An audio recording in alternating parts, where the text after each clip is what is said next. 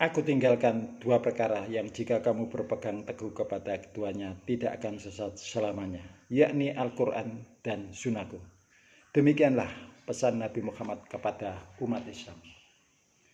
Sampai sekarang umat Islam masih berpegang teguh pada Al-Quran dan hadis atau sunnah sebagai dasar dan sumber hukum dalam implementasi Islam. Untuk itu, mari kita mulai dengan Bismillahirrahmanirrahim.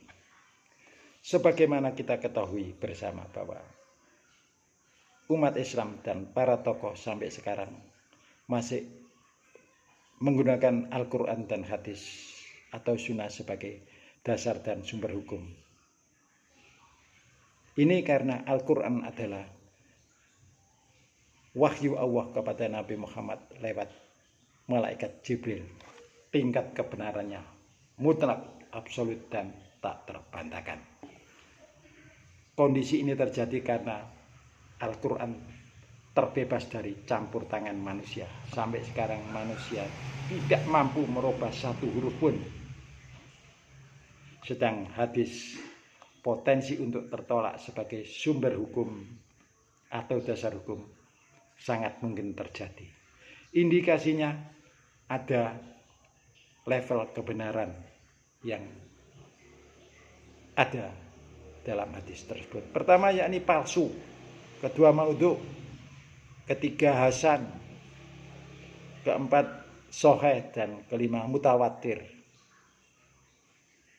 Kondisi ini terjadi karena sumber hadis variatif, mulai dari keluarga, kerabat dekat, sahabat, dan orang lain. Potensi untuk bertentangan dengan Al-Quran sangat tinggi, mengingat sumbernya bermacam-macam tersebut. Salah satu contoh diantaranya yakni hadis tentang roh bayi. Dalam hadis tersebut disebutkan bahwa roh bayi itu ditiupkan oleh malaikat pada saat roh bayi tersebut setelah berumur 120 hari.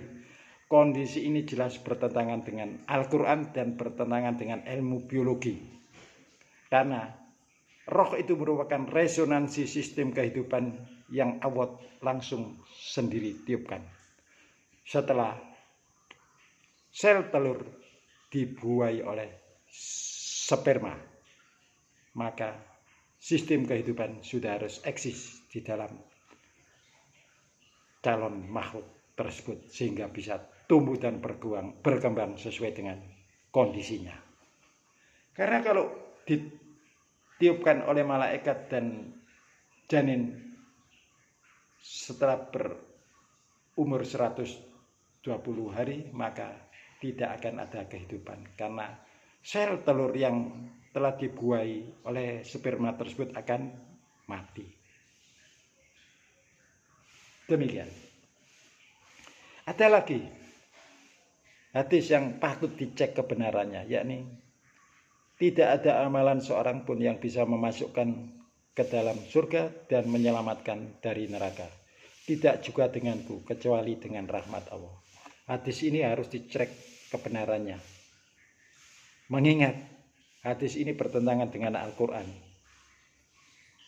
Kita cek. A'udzubillahi minasyaitonirrajim. Bismillahirrahmanirrahim. Lilladzina aksanul husna wa ziyadatun wa la yarhaqu wujuhahum fatarun wa la dillatun ulaika ashabul jannati hum fiha khalidun. Bagi orang-orang yang berbuat baik adalah pahala yang terbaik, yakni surga dan tambahannya, dan muka mereka tidak ditutupi dengan debu hitam, tidak pula dengan kehinaan. Mereka itulah penghuni surga, mereka kekal di dalamnya. Demikian. Walladzina kasabu sayyiati jazaa'u sayyi'atin bimisliha wa tarhaqum dillatum ma lahum min wahimin asimin ka'annama usiyat wujuhum qita'an minal laili mutliman ulaika ashabun narihum fiha khalidun. Dan orang-orang yang mengerjakan kejahatan mendapat balasan yang setimpal dan mereka ditutupi dengan kehinaan. Tidak ada bagi mereka seorang pelindung pun dari azab Allah, seakan akan muka mereka ditutupi dengan kepingan malam yang gelap gulita. Mereka itulah penghuni neraka, mereka kekal di dalamnya. Sudah. Hadis tersebut patut dicurigai dari orang munafik. Karena waktu zaman Nabi saja orang munafik sudah ada. Indikasinya ini. Bukti ini. Bismillahirrahmanirrahim.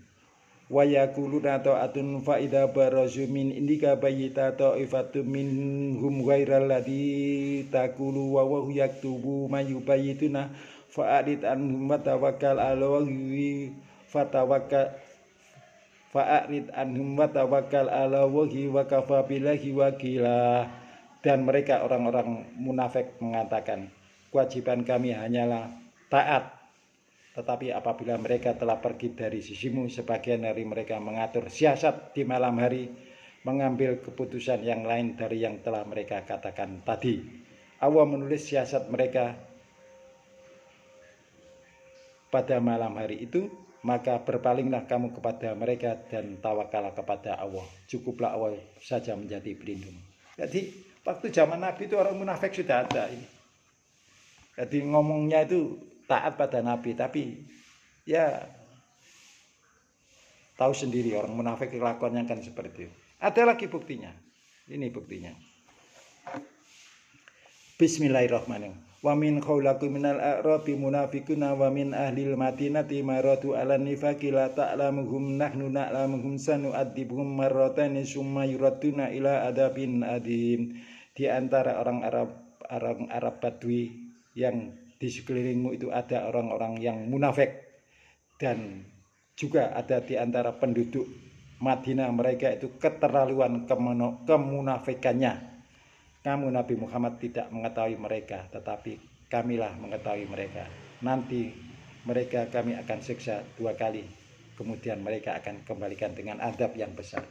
Nabi Muhammad tidak tahu kalau di sekelilingnya itu ada munafik, itu tidak tahu. Allah yang beritahu. Jadi hadis tersebut baik yang terkait dengan roh bayi dan hadis HR Muslim 2817 tadi patut diduga dari orang munafik. Karena orang munafik sekali lagi tidak suka dengan umat Islam akan selamat dunia dan akhirat. Maka dengan berbagai cara memasukkan hadis yang seakan-akan dari Nabi. Untuk itu kita wajib dan harus berhati-hati terhadap hadis yang dinarasikan oleh penceramah. Cek dan dicek, cross check dengan Al-Quran. Bila substansinya atau matanya bertentangan dengan Al-Quran, pasti itu bukan dari Allah dan bukan dari Nabi Muhammad. Karena Allah tidak mungkin berfirman yang saling bertentangan antara satu sama lainnya. Tidak mungkin Al-Quran dan hadis itu bertentangan, tidak mungkin. Dan Nabi Muhammad jelas tidak berani membuat keputusan hukum yang berlainan dengan yang telah ditetapkan oleh Allah dalam Al-Quran. Untuk itu sekali lagi, berhati-hatilah dengan hadis. Karena hadis potensi dari orang munafik itu sangat tinggi, sebagaimana 2 contoh tadi.